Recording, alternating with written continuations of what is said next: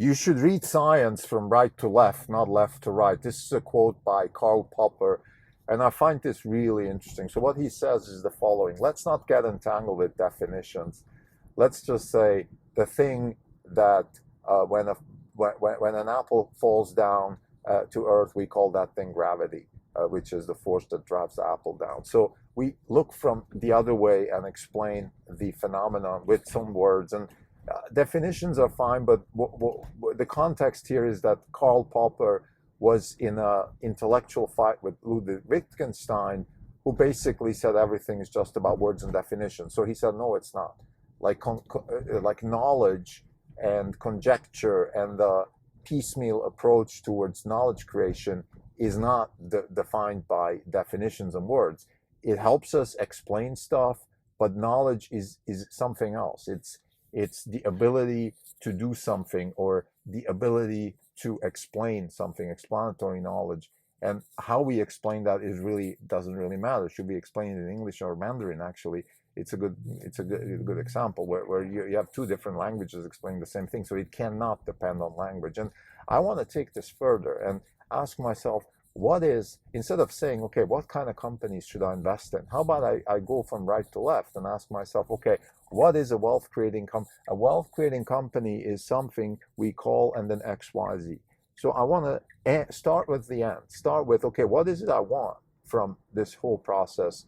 And then let's go and find it. And that's what this episode is about. The purpose of this podcast is to give people a sense of what it feels like to run a hedge fund. We are reading The Open Society and Its Enemies right now. We already had a preliminary discussion. We're going to have more discussions. This is one of those seminal books.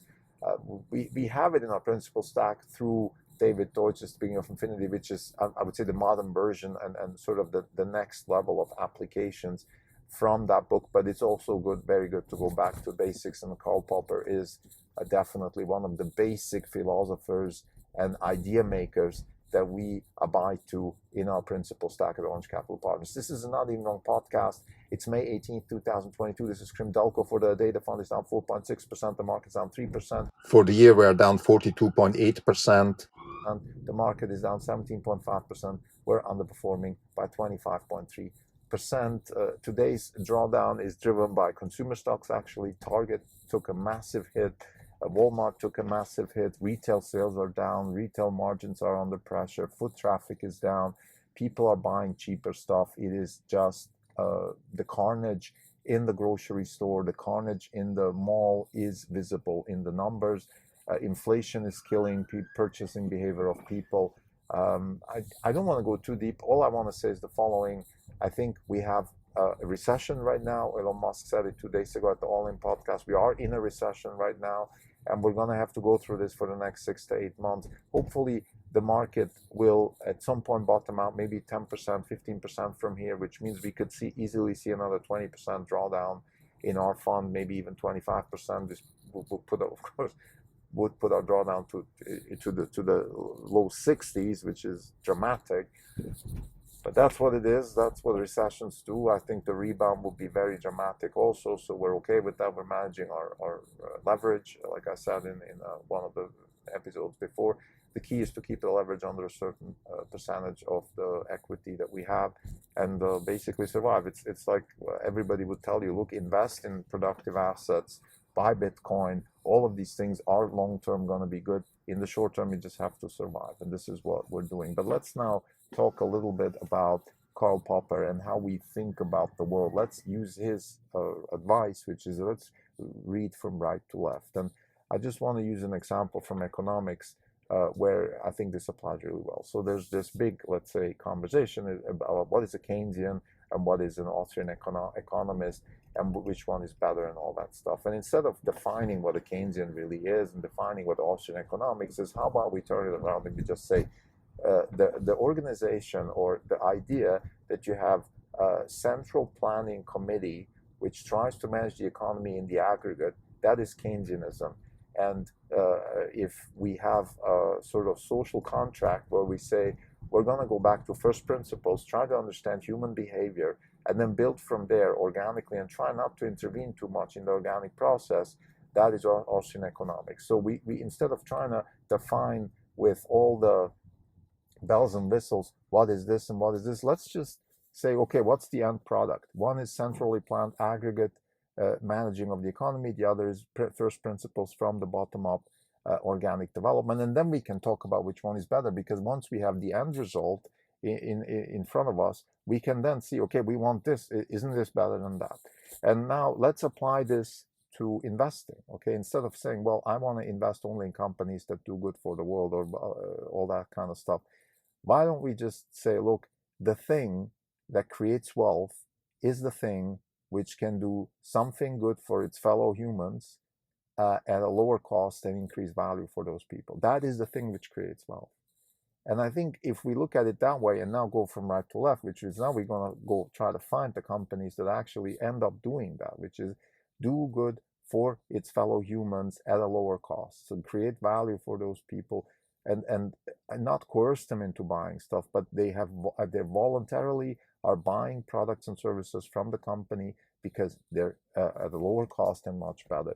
If that's the kind of company we can invest in, then let's go invest in a company like that. And this is what Tesla is manifests. Now, of course, there's a lot of things that you need to do. You need to do research and development. You need to invest in fundamentally new concepts and engineering practices. But the purpose of Orange Capital Partners is to create wealth, and wealth is created by giving people value at a lower cost. That's really the fundamental premise of Orange Capital Partners and of wealth creation in general. Now, again, like Karl Popper will be the first to discuss, let's say, okay, what does it take to create wealth? Well, in order to do something at lower cost and higher value, you need freedom. You need freedom. You need freedom to conjecture and try new things and iterate. And iteration is part of the equation. We said many times that the disruptive process, how do you get from A to B? How do you get here? So let's say we want to have a transportation environment where